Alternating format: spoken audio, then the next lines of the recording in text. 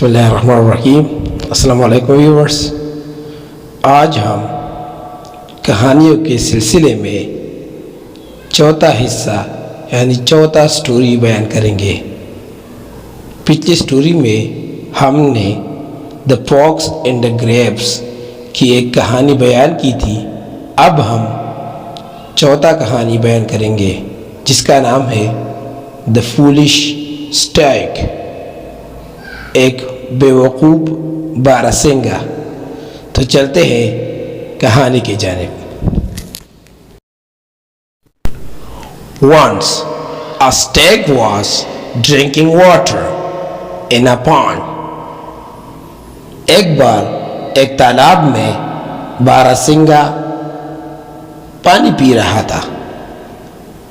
He saw his own reflection in the clear water. उसने साफ पानी में अपना अक्स यानी शक्ल देखा। He was delighted and felt proud of his beautiful horns. वो अपने खूबसूरत सींगों पर खुश था और फख्र महसूस करता था।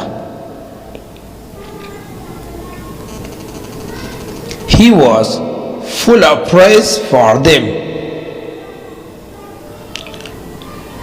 वो उनके लिए तारीफ से भरपूर था। But when he saw his legs, he became sad because they were thin and ugly. लेकिन जब उसने अपनी टांगें देखी तो अफसरदा हुआ क्योंकि वो पतली और बदसूरत थे। He hated them for their ugliness. वो उनकी बदसूरती की वजह से उनसे नफरत करता था। In the meantime, he heard the sound of hounds. उस दौरान उसने शिकारी कुत्तों की आवाज सुनी। He realized the danger and ran away at full speed to save his life. उसे खतरे का एहसास हुआ और वो अपनी जान बचाने के लिए पूरी रफ्तार से भाग गया। His thin and ugly legs carried him away beyond the reach of the hounds. उसकी पतली और बदसूरत टांगों ने उसे शिकारी कुत्तों से दूर ले जाया था। But unfortunately, his beautiful horns were caught in a bush.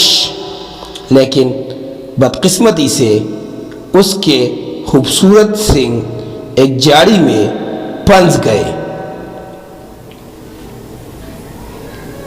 He tried his best to free himself, but all in vain. उसने खुद को आज़ाद करने की पूरी कोशिश की लेकिन सब बेकार था। Soon after that, the hounds caught him and tore him into pieces. उसके बाद फौरन शिकारी कुत्तों ने उसे पकड़ लिया और उसे टुकड़े टुकड़े कर डाला।